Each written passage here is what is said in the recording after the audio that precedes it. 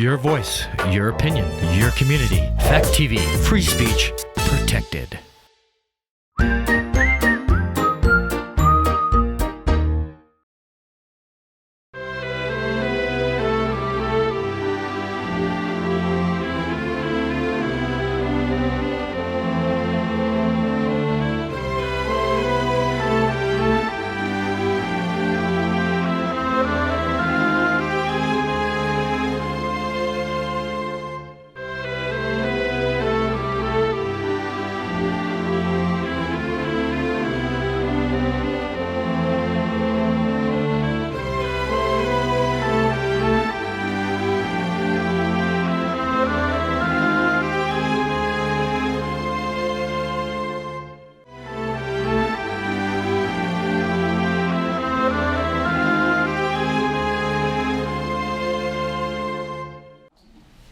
We're here at Village Square Booksellers in Bellows Falls. This is our first post-COVID, almost, event. We're being socially distanced and still trying to have an in-person event. These three ladies have been doing a writing retreat, which they'll tell us about. And I'm looking forward to hearing about all of their new books. And we have mysteries, and we have historical fiction, and we have a good mix of things. And thank you all for coming. And Eileen, who's in? Yeah, I think I'll introduce my guests for the week. Yeah. All right, thank you. Yeah. Thank you so much, Pat and Alan, for having us. This is a real privilege to be here. First time post-pandemic, and let's hope that it continues and we all stay healthy. Everybody okay with this level of speaking? Can everyone understand me? Good, great, okay. My name is Eileen Charbonneau, and we are the Scribe sisters. And that's because I made it up, because we got together this week. These two ladies are from Western Massachusetts. I'm from here in Bellows Falls. And writing is a really solitary profession, except for certain times when writers get together. And that could be a writing workshop, weekly, monthly, getting together with other writers and going over each other's work. It can be at a conference, which is mostly marketing, and if you're a young writer, finding an agent or finding an editor and showing how serious you are about the business and about learning more about it. Or it can be what we've been doing, a retreat, a writer's retreat. And I wasn't sure exactly how it would feel. I know this lady very well because we've been writing and editing each other's work for years now, and I'm so proud of her and her wonderful, wonderful historical novels. This lady is a new friend, and so I'm like, we're still friends. We're still friends after a week in the same house, bodes well for the future. And we decided to get together for a week, and what we do is get up in the morning, have breakfast together, and then go to our separate corners like prize fighters and write like crazy. And what's one of the things interesting about this week is that we are in 3 different stages of books. Eileen is just beginning a new book. In fact, we got to hear her first and second chapters. I'm in the middle of a book where I'm struggling with that middle and having it all make sense and dealing with my crazy point of view problem that the ladies have been helping me with. And this lady, Jane Wellen, is at the end of her book, so she's in the final draft. So she's working on those fine tunes, and especially for writers, the beginning. What we say is the first chapter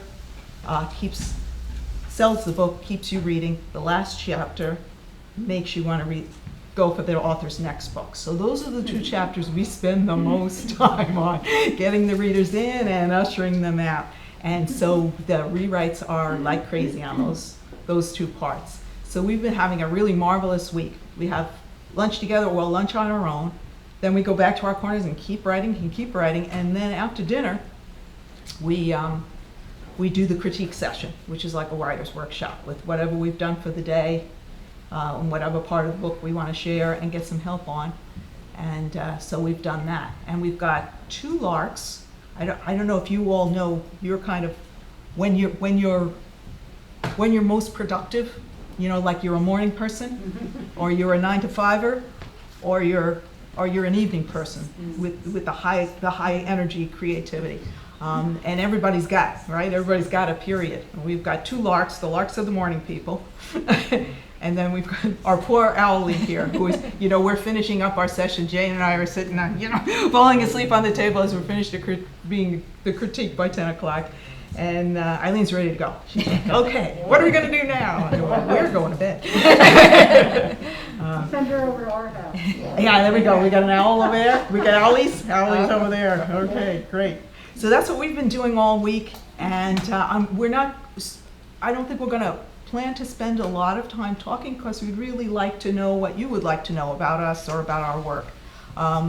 So we're going to do a short reading of each of our books, and then we'll open it up for questions. I've been writing, my first published book was published in 1988, so it's over 30 years now that I've been a published author of novels. And I've written for young adults, and I've written historical fiction, and I've written mysteries.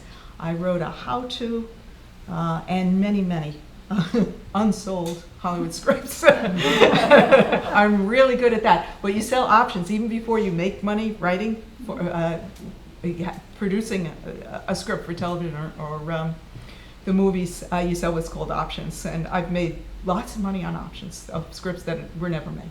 And that's the producers say, we're going to own this script just for us for a certain amount of time, 6 months, a year, while we try to get the money to make it. And they give you money to rent your script for that time, so you won't sell it to anybody else. So a lot of people in Hollywood make their living selling options. I've never had any of their scripts published. So it's kind of a crazy business. We all do other things, because most working writers have other gigs, side gigs, all over the place, teaching, editing, just all kinds of things, writing what's called industrial scripts, which are commercial scripts, nonfiction. Okay, so my life as a novelist really has been wonderful. It's a wonderful, has been a wonderful life, because I wanted to stay home with my children while I raised them. And writing enabled me to do that. It's an expensive thing to get started in, and nobody can stop you from doing it except yourself. It's not like my poor sister, who's an actress, who you can't act, and poor Jeannie knows this story. You can't act unless somebody puts the faith in you, and you go through all the auditioning and all. It's a tough life, tougher, I think, than a writer. Another creative, form of writing, of artistry. So I've written my most recent books are 3 series, and one of them is a World War II series about a Navajo code talker, and another one is, the second series is a Civil War series called Brides of the American Civil War. I have a Canadian publisher publishing these books, and when I said I'm going to call it Brides of the Civil War, and she said, what Civil War? Because when you're a little more world-centric like the Canadians, everybody, almost all countries go through civil war, so she says we're going to call it American Civil War Brides. And then my third series is most currently a new series called the Linda Tassel Mysteries. And as I said in the articles of the in the newspapers this week, is I was brought into the reading life by Nancy Drew. I'd have to say, well, I started with comic books. I read Superman and Wonder Woman and Archie and Veronica and Betty, but reading for pure pleasure. Started with comics, and then I flipped into Nancy Drew. From Nancy Drew, I went to biographies. And then there was no turning back. I read pretty much everything except maybe horror. That's probably the only genre I have very, very little knowledge of. Very respectful of, but not a reader of. I love to read, and I always thought if I got a chance, I wrote a historical series for young adults, and I thought if I got a chance to ever write mysteries, the one thing that got me out of Nancy Drew is that she never got older. If you remember Nancy Drew, she stayed 16. She had this same boyfriend, Ned Nickerson, who she never even kissed. And as a young, girl in her adolescence, I really wanted things to move along. I wanted to know more about this. So I said, if I ever wrote a series, I would age the characters so that we can bring them along. So Linda starts out in the series as in high school, And I just move her on very gradually into college, and she's got a boyfriend. And I said, well, they're going to move along gradually together in this series too. Linda is an Eastern Cherokee. Her dad is a white man, but her mother is Snowbird Cherokee. And she is very interested in archaeology as we start off. So the first mystery revolves around an archaeological site in Georgia, very much like one I visited when I lived down there. And I was fascinated by the ancient people who came, what the Cherokee called the old ones. They're really old. They're 500 years before Columbus, and they have incredible, they're part of the mound culture. If you've ever heard of the mound builders, these are part of them. So I thought, well, this will keep me very interested in the story because I'm really interested in history. And I said, the only thing that's going to get me contemporary is to, make history a vital part of it. So I have this ancient history as a part of it that they're looking into. And there was one other thing that was going to get me, that was keeping me interested in it. Maybe it will come to me as I'm reading. But, the other thing was, I didn't want to set it right now, contemporary. This is contemporary to me because it's 1992, because I thought to myself, I don't want to deal with computers, I don't want to deal with cell phones, so let me find a nice modern period that's not now, because they said at first that the telephone was the death of the mysteries because you could always pick up the phone and say, help, come get me. And then they said, oh, the cell phone is really the death of the mystery because you can know exactly where everybody is. Nobody can go missing. You just ping them and you find them. So I said, I'm not dealing with before that. So it's set in 1992, which of course teenagers are going to consider this a historical novel because it's way before they were born, right? So let me start you off on their story. So this is the first story, and because there is a romance embedded in these mystery and in the series, I start with the meeting point of Tad. Tad is the boyfriend, and Linda is our Nancy Drew, our amateur sleuth. And of course, they meet cute on a pile of bones. Chapter 1, summer 1992. Tad Gist looked down at the girl crouching in the trench. He became lost in the swirling red pattern of the kerchief tied around her black hair. With a dry paintbrush and infinite patience, she dusted around the small skull of the skeleton. How could she do that, staying so still in that deep gash in the Georgia clay, brushing dirt off bones? Then she began to sing. He listened closely to the soft crooning melody, maybe a lullaby. He didn't understand the words. Suddenly, Tad saw the wall of dirt beside the girl breaking up, caving in. She reached over to protect the bones. Tad reached down for the girl's arm. He had to help her. She turned to look up at him and smiled. Hey, pull some of this dirt out. Tad blinked. The image of the cave-in disaster was gone. Sure. Phew. He had to stop playing Escape from Demon Lair on the computer.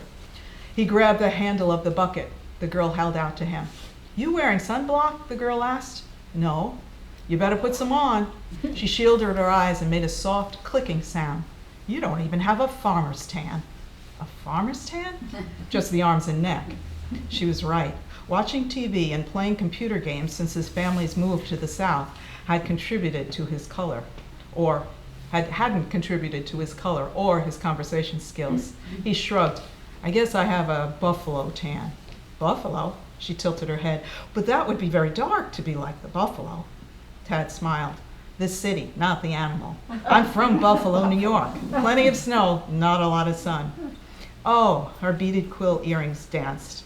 He was the opposite of this compact, laughing girl whose bronze-toned skin brimmed with health. Are you not the assistant Dr. Hamilton promised me? She thought he was some college guy? Cool. No, I'm just visiting with my father, Morris University's new anthropologist. He's touring the site, then collecting the weekly base camp reports to bring back to Atlanta. She looked disappointed that he was not the guy she was expecting. Or was he imagining that? Well, come down into the shade, Buffalo man. We put even our visitors to work here. She held the wooden ladder steady. Tad looked around frantically, trying to think of an excuse not to climb down into that trench, one that wouldn't make him sound like a wimp or a jerk, or crazy with visions of being buried alive. Inspiration didn't strike, so he descended. The suddenly cooler temperature of the dig site made him feel clammy. The trench widened into a cavernous chamber about the size of his bedroom. He caught a peripheral view of a skeleton on its stone bier, a string of copper beads across its rib cage. He didn't want to look directly at those bones, so he let the girl's offered hand go, and he shook it. I'm Tad. My father's Dr. Stan Gist. My mother's Kelsey Doyle. She works for a job at Current News Network. That's why we moved here. Well, Atlanta. We live in Atlanta, near the university. What's that, about 90 miles from here? I was half asleep in the car. Let go of her, he told his grasping fingers. Either all you can do is grunt, or now you can't shut up. But now it was the girl who was holding on, giving his hand a firm shake. I am Linda, daughter of Naomi, Aniwaya clan mother. My father is James Tassel. We live near Cartersville. She released his hand. Her earrings danced again with the rhythm of her laugh. Aren't we formal down here in the mud?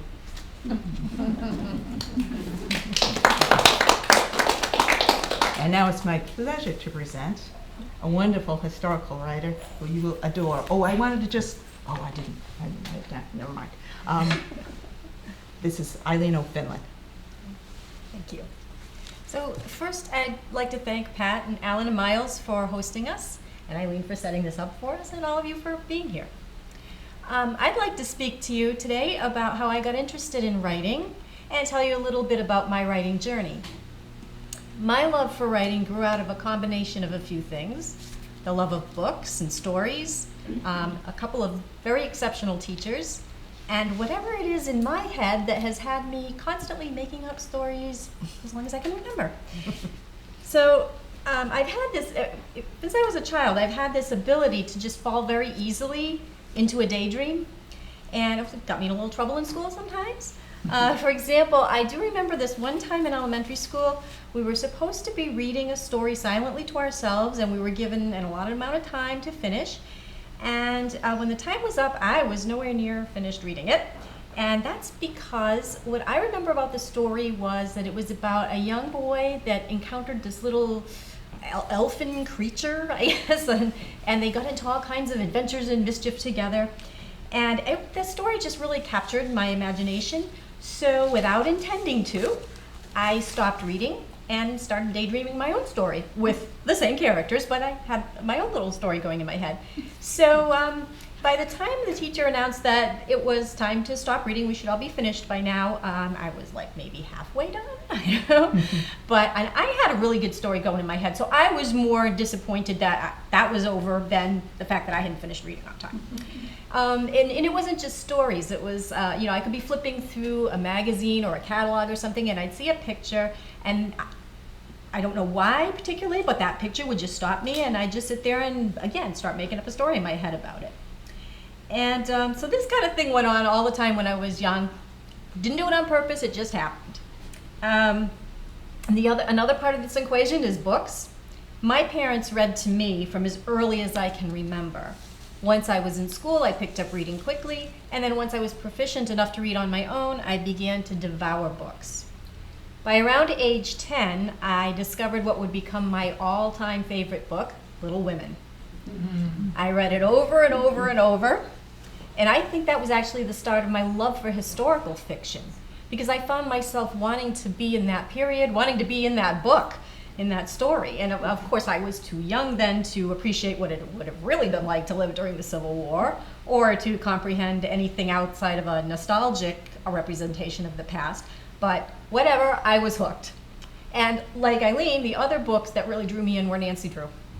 And I loved them. I have to credit my sister because she gave me this big stack of Nancy Drew books one year for Christmas, and that got me started, and I loved them, and found that I had friends in school who were reading them, so we'd swap them back and forth with each other, and I was really disappointed when I got to the end of the series. And then the third thing was, I must have been in a history class, I'm assuming, I can't remember how it started, but I found out about and got really interested in the Salem witchcraft trials.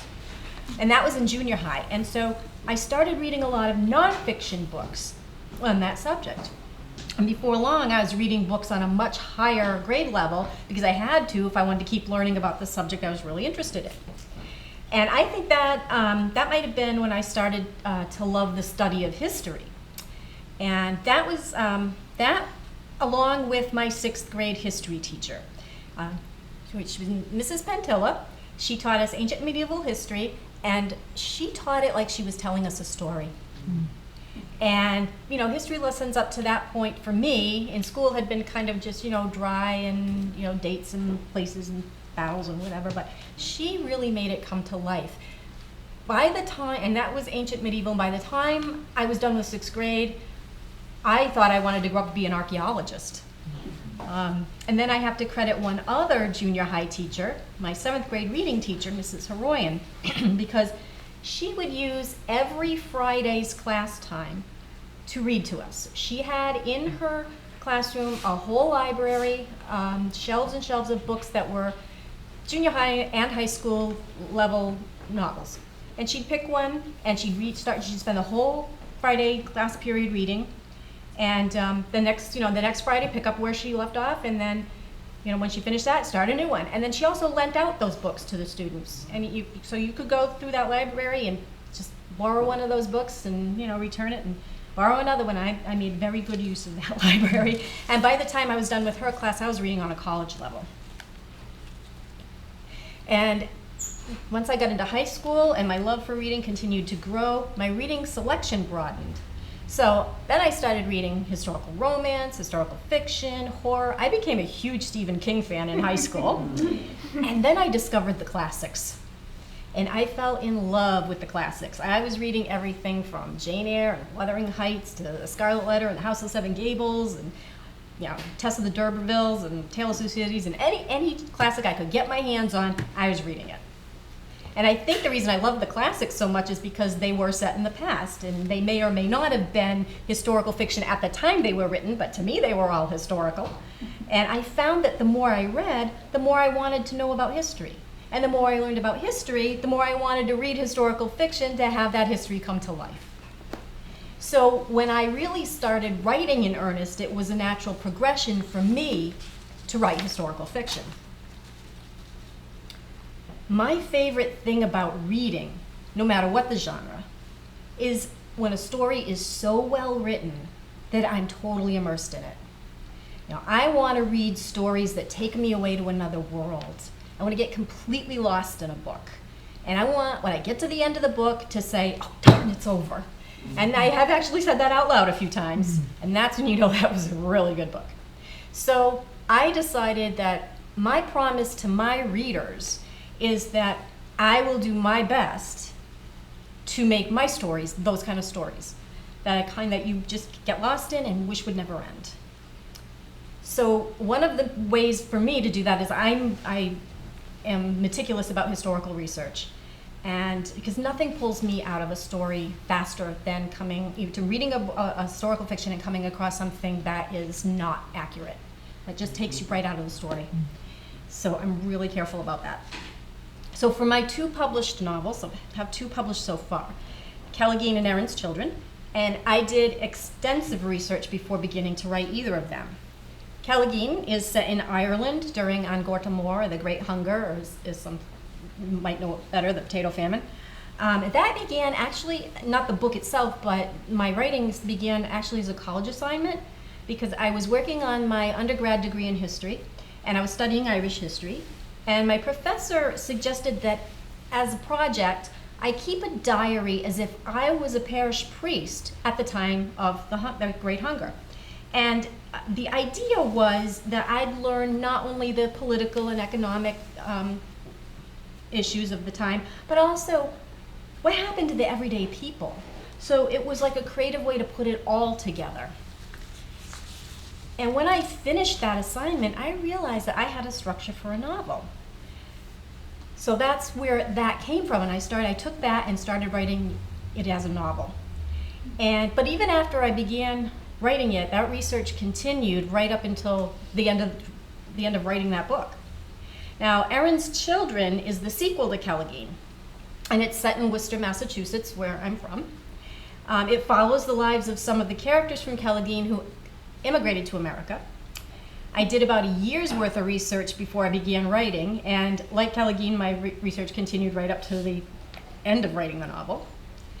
And I'd been researching for my third novel, which will have a dual timeline of 1830 then 1973, for about 7 or 8 months, and I'm just beginning to write that now. In fact, this past week, but got the first couple chapters out. But I know I'll be researching that right up to the end too. And by the way, that one is set in Vermont. And besides being a stickler for historical accuracy, I really believe I have to create believable characters, feel like real people. I know when characters in a book I'm reading feel real and have been well crafted when I'm thinking about them when I'm not even reading the book. So those are the kind of characters I really strive to create in my own writing.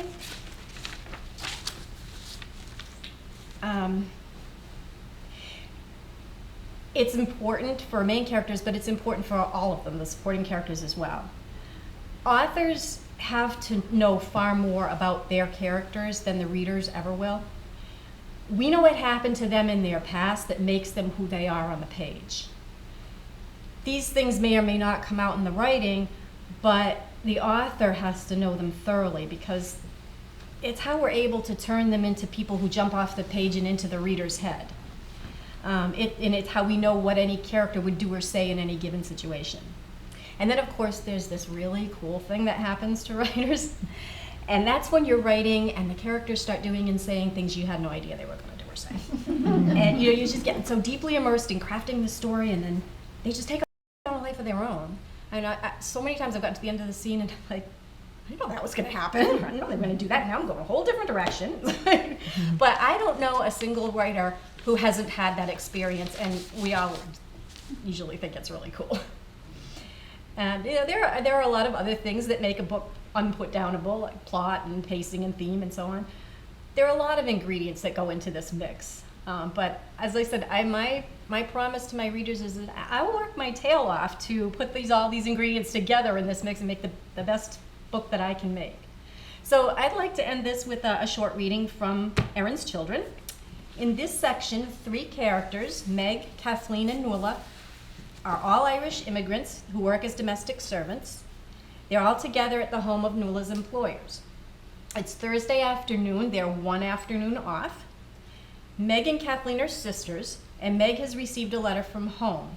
She's told Kathleen that it contains news about their brother Brendan, who had been deported to Australia, and nobody's heard from him in several years. So she's really excited to hear what they've found out about him. So Kathleen has just arrived after braving a violent storm to get to the house so she can hear the news. Meg's here, Nuala said. Made it just before the last squall. She scurried to the pantry. Returning with towels, she handed one to Kathleen, who rubbed her face and hair with it. The other she draped over Kathleen's shoulders. Take off your shoes and leave them by the door. Where's your bonnet? Did you lose it on the way? I didn't wear it. I knew it would get ruined. Nuala looked aghast, then shrugged. You'll have to borrow one of mine when you leave. You can't be seen outside without a bonnet. As far as the Yankees are concerned, you might as well be walking around town in your undergarments. Kathleen had only a moment to consider yet another Yankee oddity before Nuala whipped the soaked towel from her shoulders, throwing it in a corner by the stove. Nuala hurried her up the back staircase to the 3rd floor and into her bedchamber at the far end of the hallway, where Meg was poring over Rory's letter. Tell me of Brendan, Kathleen burst out the moment she saw her sister. Meg rose. Kathleen, you're soaked to the skin, she said. There will be no reading until we get you dried off, Nuala stated as she commenced stripping off Kathleen's clothes. I can undress myself, Kathleen said, brushing away Nuala's hand. What am I to wear? She asked as the sodden clothing landed with a thwop on the floor. Nothing of mine will fit you, Nuala observed. She looked about the room. I know, she said, opening the chest at the foot of her bed. Wrap yourself in this. She pulled out a woolen blanket. Nuala gathered up the wet clothes. I'll hang these by the stove. With luck, they'll be dry by the time you go home.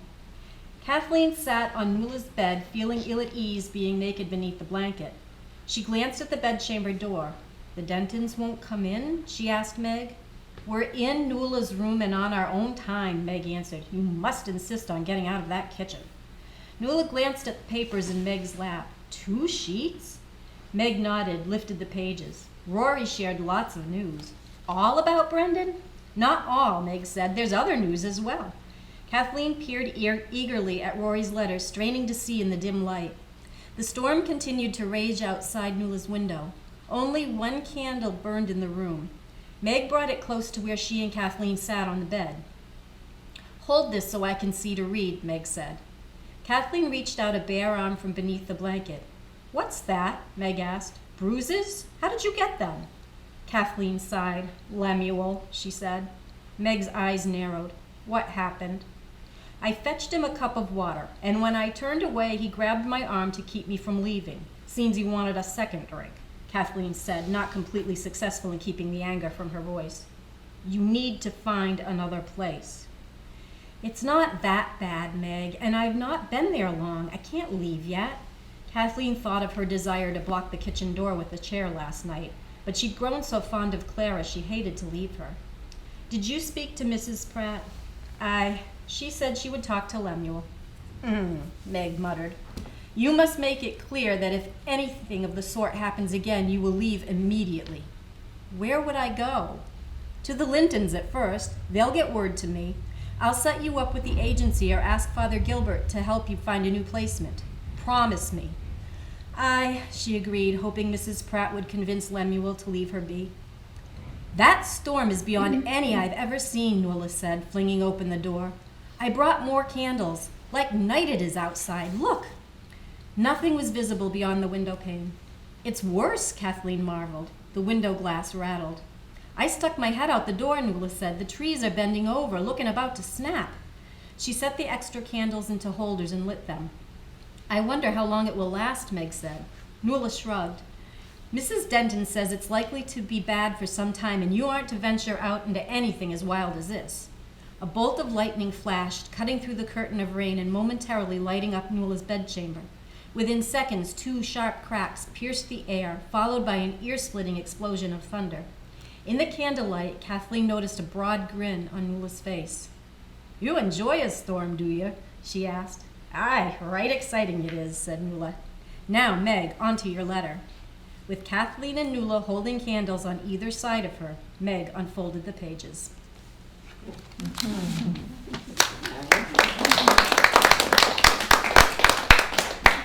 Now it's my pleasure to introduce Reverend Jane Willing. Hello, everybody. I'm the pastor of the First Congregational Church in Paxton. I was looking out at you. You look like a lot of Congregationalists to me. My path to writing is not nearly as auspicious as these guys. I began writing because I got incredibly bored only about 20 years ago at a job I had. I was forced into this job to put food on the table, and so I was at this it was a receptionist at Beth Israel Hospital. And I was in a part of the hospital where nobody went. And so I just sat there all day, and I started reading all day long. I read and read and read, and I would go down to the Harvard bookstore and buy another book every few days. So I probably spent more on books than I ever earned at my minimum wage job. But after about 2 months of just reading every day, I just started writing, because I think that's what it does to you. If you ever want to start writing, just read nonstop. So I couldn't, the only thing I could write on that, because they wouldn't let me have a laptop, and this job was, I did have email, so I would write everything in email and then send it to myself. So that was my manuscript. And then I did finish that book. It was my first book, and I sent it to, I was telling these guys, to Donald Moss. And Donald Moss is like a very famous, well-known agent, very successful. And I just sent him my novel, and he's the only one I sent it to, and I anxiously awaited his, can't wait to, Hollywood will want this book.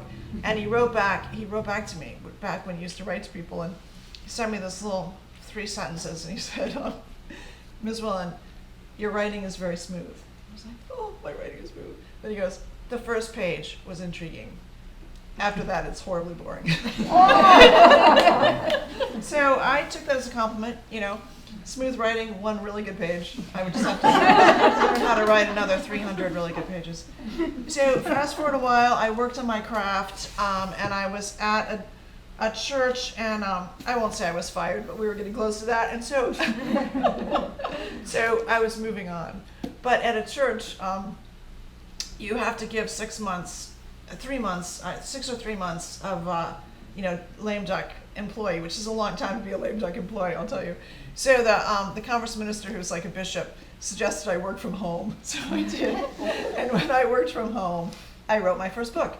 And I wanted a happy, it's called The Shadow of Death, because I didn't like that title, but the publisher didn't care, but I didn't like it. So it's actually a happy story, and it's a heartwarming story, and it's a heartwarming cast of characters. And it's set in Wales, and I'd never been to Wales, but I put a lot of photos of Wales around my office. The internet can take you anywhere you want to go, so I always liked Wales because of, what was that book, How Green Was My Valley? So I fell in love with it then. So it's kind of my Narnia, So I set it in Wales, and I got a lot of Wales correct in it, and I got some things pretty incorrectly, which a few people let me know on reviews. But my biggest thing, of course, I had the Norman invasion off by 275 years. But I'm not like my friend down there, Eileen, who does copious and careful research. I just Google things and then I keep writing. So, but I didn't think that was too bad because the Norman invasion. No, yeah. So, so this was the first book that came out. The second one is The Hour of Death. Again, not my idea for a title. But The Hour of Death, and then in this one I'm better. I'm more Welsh in it because I went to Wales. My husband and I went to Wales for our 10th anniversary. And I found out lots of things. Like, one is that there are 4 sheep for every single person in the country of Wales. So I added sheep to my books, and some other things too. So, and then my book that's my favorite book, which I think is the best one, is Abide with Me. I got to title that one myself. And as you know, that's a famous Anglican hymn, Abide with Me. So if I could, I would read to you the end of this book, because it's the best writing I've ever done is the end. But the problem is, I've heard at books, it's like you're not supposed to read the end of your mystery. So I can't do that. So I will tell you to buy this book before you buy anything else, and then tell me how you like the ending, because I love the ending. Although I've actually got some criticism about the ending, but anyway. So I'll go back to my first one, The Shadow of Death. And as you can see, Harlequin picked this up. Don't you love Harlequin? And so it's not so horribly expensive. So when I was doing this, I tried to use some Welsh. And so they're all on audio. And my audio, my narrator is a Welsh person, a woman. And so she fortunately corrected some of my mistakes for me. And some of my really glaring Welsh things that Welsh people don't do. So that's not in there anymore. But so if I have any Welsh in this first section, I'll just skip over it. I'm just reading a short piece. This is chapter 1. Jacob Traherne, sexton at St. Anselm Church in the tiny North Wales village of Pryderi, slung his wet mop across the chancel floor and thought about rugby. First tenor in the North Wales Rugby Choir, he hummed through a solo piece for that night's opening playoff between the Ospreys and the Dragons. Gripping the mop in one hand, he raised his other hand like a priest, blessing the congregation, and belted out the first lines to the old hymn, Cumranda. I love Cumranda, by the way. Guide me, O thy great Redeemer, a pilgrim through this barren land. The powerful notes lingered above the empty pews. As he often told Father Selwyn, vicar at St. Anselm, a good game of rugby backed by the voices of a Welsh choir brought him closer to God than the church in Wales ever could. He wanted tonight's solo to be perfect. His mother would be in the stands, and Cumranda was her favorite hymn. Michael would be there too, and that was almost as important. The bell in the village clock tower chimed 4 times. Jacob had rolled out of bed while it was still pitch dark and pedaled his bike down the cobblestone streets of the silent village, arriving at St. Anselm well before dawn. You had to be early, he always said, if you worked for church people. He cleaned St. Anselm first, then hurried to Gwenfrey Abbey, so he could mop, dust, and polish the chapel in time for Matins, morning prayer. By the time the sun rose above the tower of Pryderi Castle, the Anglican sisters at Gwenfrey would have already sung the Venite and be heading full blast into the Te Deum. The last thing he wanted to do was show up ready to clean and find the pews filled with nuns. Sloshing his mop in the bucket of sudsy water, Jacob felt his cell phone vibrate. A text from Reverend Mother. a little early even for her. He glanced at the screen and felt his heart pound in his throat. The mop handle clattered onto the flagstones as he grabbed his coat off the front pew and ran down the center aisle of the old church, work boots pounding on the clean floor. It would take 10 minutes on his bike to get to the Abbey. He could only pray it wouldn't be too late. So that was the beginning. Yeah. Thank you.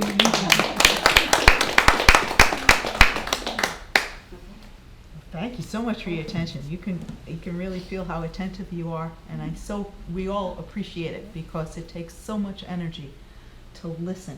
So now, please let us listen to you if you have any questions that we can answer about anything. So what inspired you to write your latest book, based in Cartersville and around the Indian Mounds and I lived there as a younger person, and I was a young mom there, and I thought it would be fun. I always enjoyed New Lakota, if you know that area, the New Lakota Mounds, and I'm very interested in Native American culture because it lives in me and because it's part of our country. So I've spent almost my whole life, whenever we went on vacation, wherever we would go in America, I would find a reservation. My husband could tell you. I'd find a reservation and say, we have to go there because I have to learn. And when you do that with Native American people, when you show them that you're sincerely interested in them and their philosophy and their culture, they take you in and give you all kinds of gifts that I felt obligated to share in my fiction because they are, the first conservationists, and they can teach us a lot. So I found the Cherokee people very interesting. When I lived there, there was another young mom right in my neighborhood who was a Cherokee, and she was, when you meet someone who has not been formally educated to a real high degree, but who is an autodidact and just pulls in knowledge like crazy. My friend Linda, who I named Linda after, had so much intelligence and so much curiosity about the world around her, and she was so generous and loving, and she took me into her family, and I got to meet her mom and taste their food and go to ceremonies, and it was really wonderful. And when I went back there years later fictionally, I said, well, my family was new to Georgia. It's kind of modeled on Tad's family, and Tad is modeled after my daughter Abby. When we moved, we pulled her out of high school in her senior year, which is really hard for a kid. What we actually did with Abby was we left her where she was and hooked her up with another family, fostered her out so that she could be, captain of the volleyball team and, be in the school play, the lead and all that you do in senior year. And I'm really glad we did that. But I realized that not everybody does that. So I said, well, Tad is Abby. So I switched the genders. That made it interesting. And I said, and what if we hadn't pulled her out? And what if she was not my beautiful, socially intelligent Abby, but this boy who is a little more introverted and plays a lot of video games and is having a really tough time with this move. Well, that's built-in conflict, And I have him meet somebody like my friend Linda, and they would definitely hit it off. That would be fine, yeah. So I had lots of fun with it, with basing it on, parts, when you take people from your own life and then you change genders and you change ages and you do all this stuff with them, they turn into their own fictional creations. But you always remember who you based it on, and it's really wonderful. My Co-Talker novel, my mom just died during the epidemic, and I based my character Kitty on her. And again, Kitty turned into a whole different person. But I based it on kind of wish fulfillment about my mom. What if she had met this great Navajo Co-Talker and they had this fabulous affair, And of course, I had to get my father's permission. He said, just make sure your mother does not cheat on me. Your mother will not cheat on me. I said, no, she won't. But I have to kill you, Dad. For her to hook up with this Co-Talker. And he said, that's fine. You can kill me. He said, just make sure I'm an airline fighter, and I'm going down over France. You got it, Dad. And we were off to the races.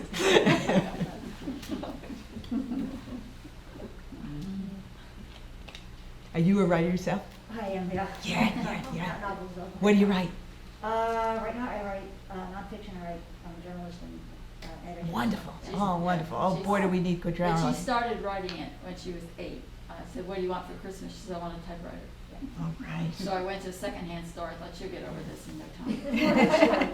I wanted to You write- enabled her. You I wanted to write enabled about her. this. On the telephone when she gossiped with her friends, so I made my first newspaper and it was hung it Oh, on how the refrigerator. All her wonderful. gossip. Yeah. Oh, it made you popular in the neighborhood. Huh? That's great. But yeah, she's been trying to write her great American novel, but she's been too busy editing other writers' books. Just write what you feel passionate about. Yeah, write what you feel passionate about. Leave all the rest to your readers, because your readers decide all that other stuff. And sometimes you're lucky with editors, and sometimes you're not. The only thing you have control over is the writing itself. So just, be true to yourself and your stories and your own passion. What inspired you to sit down and, I'm sorry, what inspired you to sit down and just write a new, what inspired you to sit down and write something new? I was living in Buffalo, and I was in an ethnic neighborhood of the language I did not speak, and none of my neighbors spoke English. So I was there with a 1-year-old in Buffalo, and one of my friends from college came to visit me, and she said, Eileen, what are you doing? You need to get out of the house. You need to, talk to people. And I said, oh, no, I don't. I'm really busy with this baby, and she's wonderful. I'm learning all kinds of things about her. And she said, listen, you're coming with me to the University of Buffalo. There's this adult ed course on writing for publication. And I'm dragging you to it because you write beautiful letters, and I want you to be with people, you can talk to. So I went to that, and it changed my life. She dragged me kicking and screaming, but the woman who wrote that was the first person I ever met who made her living as a writer. And she made me realize that you can do this, that people actually do this. So I wanted to be her for about the first 10 years of my writing life. She was a travel writer. I was a terrible travel writer. I wasn't very successful. But I found my way eventually, and she was very encouraging. And boy, I hope everybody has somebody like my Diana in her life, because sometimes you do get hit by a lightning bolt in that classroom. I think I saw a question over here. Yeah. I just wondered, this Eileen, are the two books connected or are they standalone? Well, Erin's Children is the sequel to Kelgeen. However, I purposely wrote it so that even if you hadn't read this one, you wouldn't be lost. So you can read each of them as a standalone.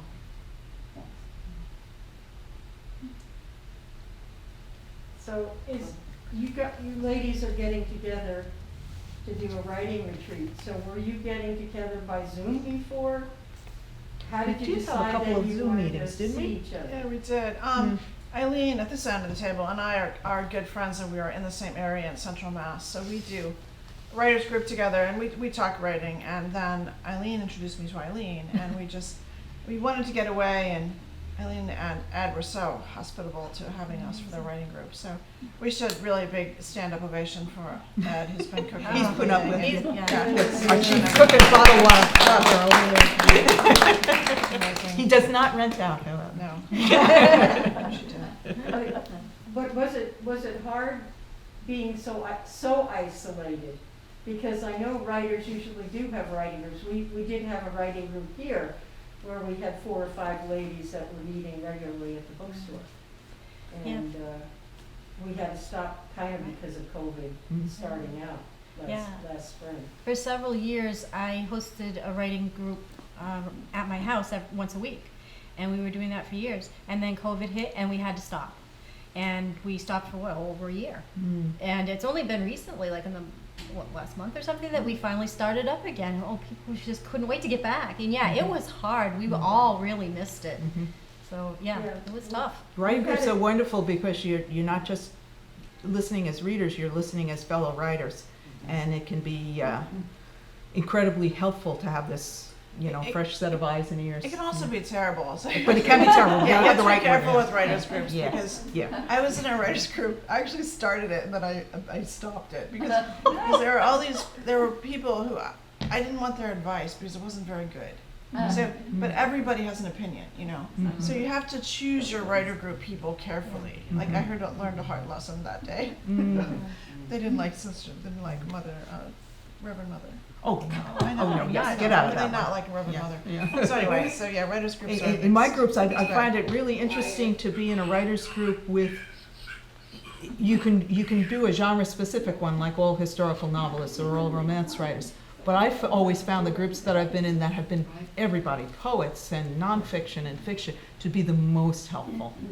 Because a poet's eye is different. She's going to catch different things in your writing than you are. She will catch those elements of style that poets have to pay attention to, those real essentials, you know, because it's such a short form, you know. And a fellow historical novel will help you pick up on things that, you know, you might not think are as researched as you think, as well researched as you think so. I would have caught that 1066. Would you? Yeah, I would have. Yeah, well, that's. 1066 and all that. I think you did. Norman Ovation. The reason I'm asking is that we've had an open mic poetry group, and that group hasn't been the River Voices hasn't been meeting because of COVID. And so I'm looking to start another open mic poetry group again, but I don't have my core group, Yeah. so. One thing, like Eileen, my friend Eileen, red-haired Eileen of Finland, she and I both work full-time, and you've worked off and not, you've worked more than full-time. So sometimes the isolation is really like, oh yay, no one's talking Nice, to me. yeah. So most writers, 90% at least of writers, work full-time to have, you know, because you can't, even books that sell well, it's very hard to make a living as a writer. A tiny percentage of people make a living as a writer. Doesn't mean you can't, but it's hard. Or you have to live very cheaply. Or sell to the movies. Yeah, or get married, Sell to the movies. marry someone. Well, Samuel Johnson said they asked him what the best advice for a writer is, and he said, marry money. Marry money.